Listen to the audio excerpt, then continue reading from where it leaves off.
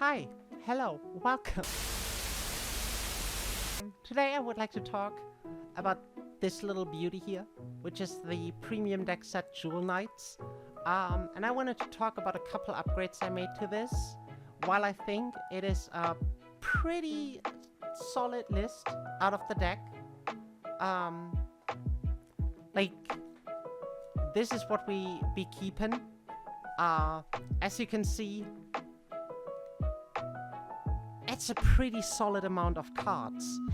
However, while play testing, I noticed a couple things where I was very, this is not what I want. And I always feel like it's especially for new players for whom this product really is. People who never played premium before, who don't have that out-of-the-box experience and not the understanding of the card pool that just comes with premium. So I thought it'd be nice to talk through my reasoning behind certain swaps. And this is what we split into. In exchange for these. So, first off, we have the 3 Salome. Yes, I run 1, because it can be nice to get 2 force markers. However, I also very much like the new Salome. I feel like this is a very situational thing. I could see people make the argument to run a 2-2 split instead, or just run the old Salome 4 times, forget about V Salome. However, I like to play more for Crystal Luster Dragon, so she becomes pretty neat. Other than that, we swap 1 Silbil for an additional Christine. Christine is amazing to find you your grade 3s, and swinging with a grade 3 in front of her on a G2 turn feels pretty good, all things considered. And with having like a heal guard in hand, she just becomes a find whatever G3 right target you want, which I think outweighs Silbil by a little bit. Then I cut Legion. Legion is a mechanic, in my opinion, where I always feel like, oh, this might have needed 5 to 10 more minutes in the oven. Whenever I went into Legion while playing this, I was very, you know, you don't get your force marker, and well, yeah, sure, it is a pretty big swing. I just like Ashley as an attack extender. If I understand everything correctly, her second skill goes off when you stride over her, so your stride gets an additional crit. And as I mentioned beforehand, I really like to play for Crystal Luster Dragon, so her first skill goes off as well, and you get 2 more rear guards, which can be sizable. Then we have a full playset of Miranda. She is super neat to be called from an Ashley, from anything really, because when she attacks without being boosted, she increases or decreases her own power to match your Vanguard. On a stride turn, massive. On a stride turn, when your Vanguard has a circle, an imaginary gift circle underneath it, even bigger. Amazing card. She also countercharges you, which is, you know, resources, always appreciated. And Legion just doesn't do that for you. Then we cut other Movidius to make space for a playset of Alvain. She pretty much does the same thing as Morvidius. However, she gives you selection out of the top 2 cards of your deck when called over it, while Morvidius only draws you 1 card. So she technically does draw you a card, but better because you get to choose which of the top 2 you want, instead of just the top card. Unfortunately, both Alvin as well as Miranda are a little bit on the pricey end. So you gotta see how much you want to go into that. I think they are each like $15 as of right now on like secondary market. However, I also messed around with the crits a little bit.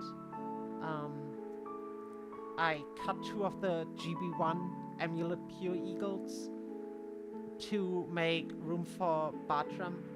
While he is only an old 5k crit with 10k shield instead of a 10k with 15k shield, he has the potential to A, shuffle himself back into the deck, giving you an additional crit you can check, and he draws you a card, which I think is pretty valuable.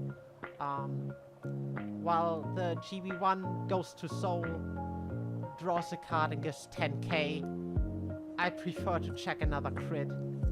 I don't know. It's just preference. You probably could also be fine keeping the 4 Amulet Pure Eagles. This, however, brings us to the G-Zone. And the G-Zone is very reliant on what playstyle you prefer. I cut one of the Evangelines to make space for another Yellow Gigas. I just think getting an additional gift force is pretty good. Also, attack extending, oh my lord. It's a pretty good stride. And you don't have to flip anything named him. So technically you could just flip the last remaining Evangeline if this is your second stride. Pretty neat in my opinion. And I cut a Saint of Twin Sword. He does the same thing as Alwyn. Not Alwyn, Altmile. I'm dumb. So let's talk about them together. They never came up. I've played a solid 50 games with this deck. I never had the feeling I wanted to go either into Saint of Twin Sword, nor did I ever want to go into Altmile. I think Saint I cut first to have 2 copies of Crystal Luster Dragon, and cutting Altmile, if you cut one, you cut both, because you have to flip another Altmile. So I just did that in order to have the full playset of Crystal Luster Dragon. I think he is my favorite stride in this entire deck, in this entire nation clan, really. His GB3 is brutal, so him as a second stride after Evangeline, where you flip another Evangeline, or after a G-Guard, is just, yeah, have fun guarding. Good luck. I really like him. Also, his ability to get all the effects of your hard card makes a couple plays really, really good, such as Ashley. G-Guard wise, I cut Laser Guard Dragon for Morgus. No, wait. I cut Androgynous. Androgeus? I can't pronounce his name. That's partly why I cut him. He gets plus 10 if you have 2 or more grade 2 rear guards. She gives a grade 2 rear guard plus 10k and makes it so when that grade 2 intercepts, one of your other units gets resist, essentially. Can't be hit. Pretty neat. That's not resist, actually. Wow. Just makes it so stuff can't be hit. Fantastic to keep stuff around. And then I cut Laser Guard Dragon, which gets plus 5 if you have a grade 2 rear guard. Well, not all that impressive, honestly, especially nowadays with 10k triggers, and Cold Burn never came up, so I just picked 2 Dismal. I don't fully understand, but Cold Burn is standard in these deck sets. I think he's just good in certain matchups where people end up with massive hands. However, in my locals, I think I would like to have the resist from Dismal. As someone who plays a lot of Nova Grappler and loves to play Extreme Battler Gunston in everything, I just really like resist, man.